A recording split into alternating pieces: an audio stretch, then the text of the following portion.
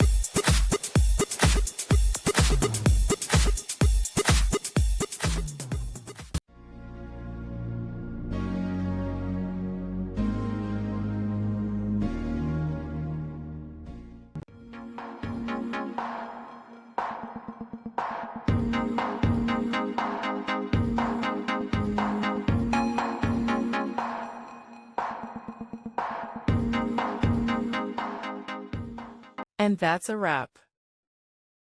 I hope you found the answer you were looking for. If you did, take a second to hit that subscribe button. It really helps out. And let me know in the comments which solution worked best for you. See you next time in the debug zone.